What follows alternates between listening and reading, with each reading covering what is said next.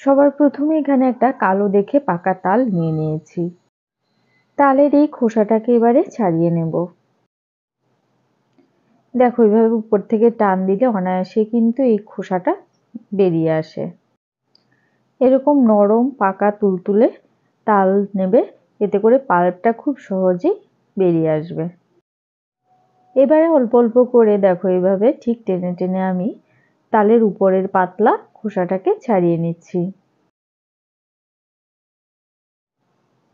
তালের পাল্প আমি কি করে বের করি সেই ভিডিও কিন্তু বহুবার তোমাদের সাথে আগে শেয়ার করেছি। দেখো সম্পূর্ণ তালের কালো খোসাটাকে ছাড়িয়ে নিয়েছি। এই তালটাতে 3টে আটি হয়েছে।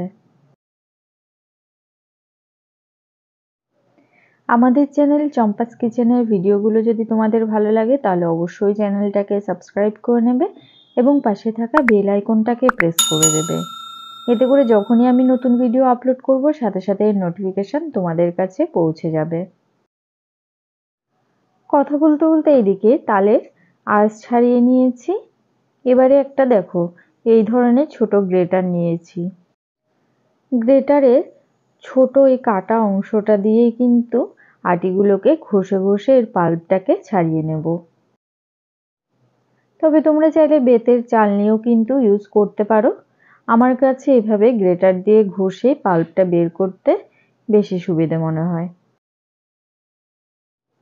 আর এইভাবেই কিন্তু আমি তালের পাল্পটাকে সবসময় ছাড়িয়ে নিই। দেখো এইভাবে তালের পাল্পটা যদি বের করা যায় তাহলে একদম ঘন পিওর পাল্পটা বেরিয়ে আসে, একটুও কিন্তু এর মধ্যে তালের আঁশ থাকে না। একটুখানি হাতে সময় নিয়ে তালগুলোকে ঘষে ঘষে সম্পূর্ণ রসটাকে বের করে নেব।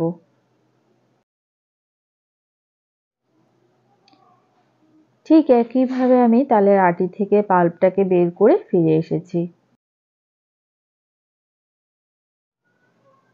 দেখো একদম ঘন পাল্প বেরিয়ে এসছে, এর মধ্যে কিন্তু একটুও জল ব্যবহার করিনি।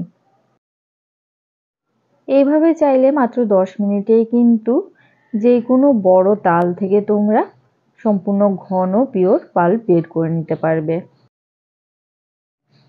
তালের পাল্প বের করার এই পদ্ধতিটা তোমাদের কেমন লাগলো অবশ্যই কমেন্ট করে জানাবে।